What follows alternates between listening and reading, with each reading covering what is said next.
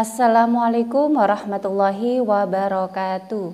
Kembali lagi di channel saya, Welinda Ahmad. Apa kabar Anda semuanya? Semoga Anda selalu dalam keadaan sehat walafiat dan dilancarkan segala urusannya serta dimudahkan rezekinya. Nah, di video kali ini saya akan membahas informasi tentang kabar pencairan langsung dari Bapak Dirjen JSK Kemensos. Nah, di sini beliau sudah mengadakan rapat di Kota Pasuruan pada tanggal 6 November, diantaranya adalah membahas tentang kabar pencairan PKH di tahap yang keempat ini. Nah, seperti apa kelanjutan video ini? Mari simak video ini, jangan kemana-mana, tonton sampai habis, jangan di skip agar tidak menimbulkan gagal paham. Dan bagi Anda yang baru kenal channel ini, silakan di subscribe, kemudian aktifkan notifikasi loncengnya agar Anda mengetahui setiap saya mengupdate info-info terbaru. Kemudian jika Anda suka, silakan di like dan di share ke berbagai media sosial Anda. Baik sahabat YouTube, patut Anda ketahui bahwasanya Bapak Dirjen JSK Kemensos sudah melakukan acara pemadanan data di Kota Pasuruan pada tanggal 6 November tahun 2021. Nah, di sini pada rapat hari ini, maksudnya pada tanggal 6 November 2021 itu ada 6 hasil rapat yang sudah dirapatkan di Kota Pasuruan tersebut. Nah, ini diantaranya adalah tentang kabar pencairan tahap keempat PKH tahun 2021 yang tentunya sudah Anda tunggu-tunggu mulai dari kemarin-kemarin. Kapan sih, bagaimana sih tentang pencairan tahap yang keempat. Nah, ini saya akan membacakan semuanya tentang apa saja item-item 6 tersebut. Mari simak video ini sampai habis, jangan di skip ya, agar tidak menimbulkan gagal paham. Nah, sebelum saya bacakan terlebih dahulu, patut Anda ketahui apapun yang sudah disampaikan oleh Bapak Dirjen JSK, baik itu kabar baik maupun kabar buruk, Anda harus terima dengan lapang dada atau dengan apa adanya. Karena ini sudah dirapatkan dengan sebaik-baiknya oleh Bapak Dirjen demi kebaikan, intinya demi kesejahteraan masyarakat Indonesia, khususnya KPM PKH. Nah, di sini akan saya bacakan tentang notulensi arahan Bapak Dirjen JSK acara pemadanan data di Kota Pasuruan 6 November tahun 2021. Nah, yang pertama adalah ini bagi Anda semuanya yang tentunya menunggu-nunggu kapan pencairan atau bagaimana kabar pencairan PKH di tahap yang keempat ini. Nah, ini sudah ada jawabannya dari Bapak Dirjen langsung dari Kementerian Sosial. Nah, di sini yang pertama itu menyebutkan bahwasanya pencairan tahap 4 lagi diproses. Nah, ini sudah Anda ketahui ya bahwasanya pencairan tahap 4 lagi diproses. Jadi Anda yang tentunya selalu menunggu-nunggu dan selalu menanyakan kapan pencairan PKH, apakah memang cair sekarang atau tidak cair, jawabannya adalah masih dalam proses. Kemudian ada kekhawatiran terkait dengan penyerapan karena sudah masuk akhir tahun. Nah, ini ada sedikit kekhawatiran terkait dengan penyerapannya karena sudah masuk akhir tahun.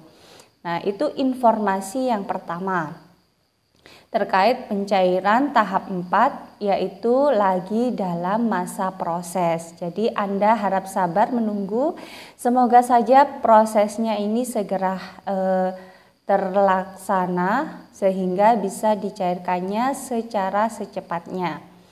Kemudian kabar yang kedua adalah agar seluruh SDM PKH memantau KPM untuk segera transaksi jika bantuannya sudah masuk.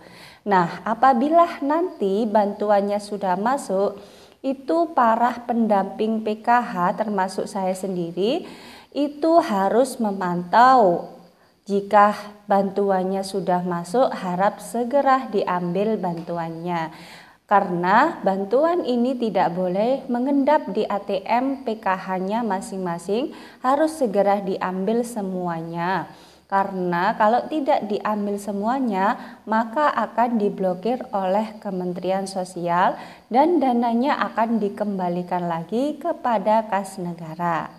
Maka dari itu, kami sebagai pendamping dihimbau oleh Pak Dirjen agar setelah nanti pencairan itu harus memantau, harus diambil semua bantuan-bantuan para KPM PKH agar supaya tidak ada sisa lagi di ATM-nya masing-masing. Kemudian kabar yang ketiga adalah estimasi tanggal 5 Januari 2022,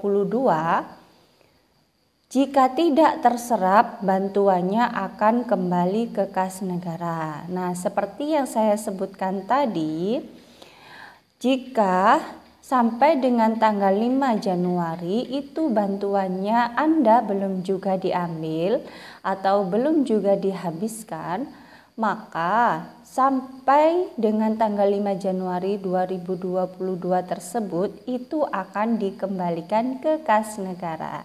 Jadi kalau sudah ada kabar pencairan dari pendamping PKH masing-masing, bukan dari YouTube ya, atau dari pendamping YouTube yang benar-benar pendamping, itu sudah mengumumkan dan pendamping PKH-nya sendiri itu sudah memberikan SP2D siapa saja yang cair dan siapa saja yang belum cair. Itu bagi yang sudah cair harap segera diambil bantuannya. Karena kalau tidak diambil sampai dengan tanggal 5 Januari 2022, maka bantuan tersebut akan dikembalikan kepada kas negara.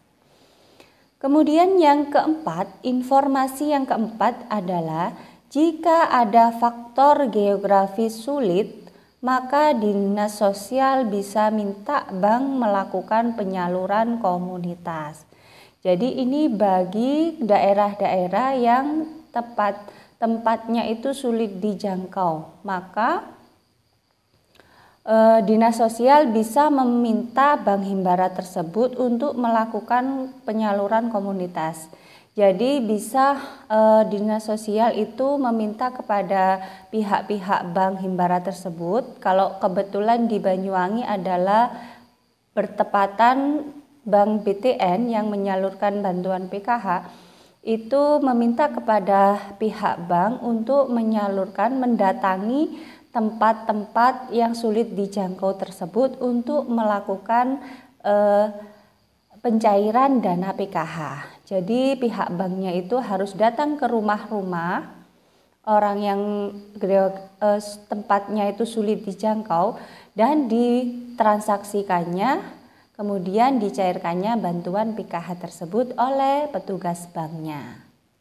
Jadi di sini petugas banknya harus mendatangi rumah-rumah yang tempatnya itu sulit dijangkau secara geografis.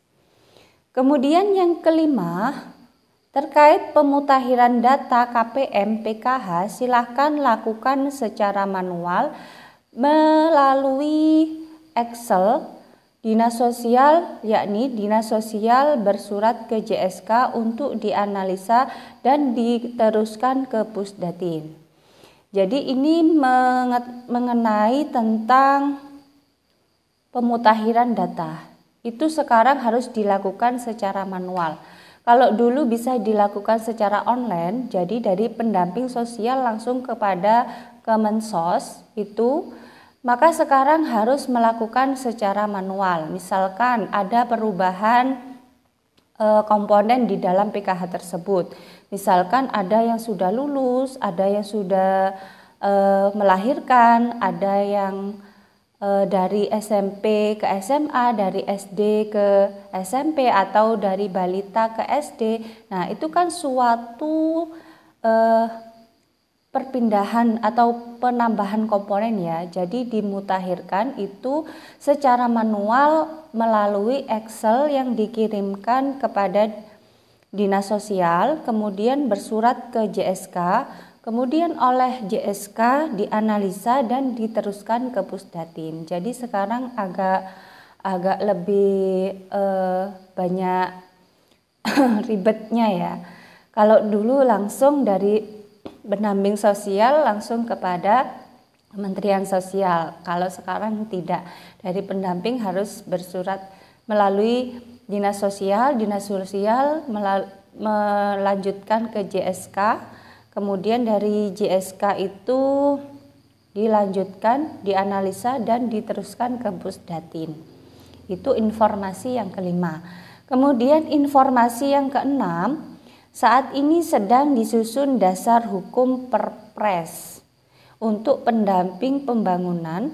Harapannya pendamping PKH ke depan bisa terjamin status PKH-nya. Ya, mudah-mudahan saja ya para pendamping sosial ini diakui status pekerjaannya, benar-benar diakui status pekerjaannya di pemerintah negara ini. Sehingga diperjelas status kerjanya dan bisa terjamin status kerjanya juga. Nah, itu saja informasi beberapa yang sudah saya sampaikan terkait dengan kabar pencairan bantuan PKH, juga dengan kabar-kabar yang lain yang sudah disampaikan oleh Bapak Dirjen Kementerian Sosial di Kota Pasuruan pada tanggal 6 November tahun 2021. Semoga informasi-informasi ini bisa bermanfaat bagi Anda semua, dan bagi Anda yang baru kenal dengan channel ini, silakan di subscribe, kemudian aktifkan notifikasi loncengnya agar Anda mengetahui setiap saya mengupdate info-info terbaru. Kemudian jika Anda suka, silakan di like dan di share ke berbagai media sosial Anda. Dari saya, wallahul muwaffiq ila aqwamit thoriq. Wassalamualaikum warahmatullahi wabarakatuh.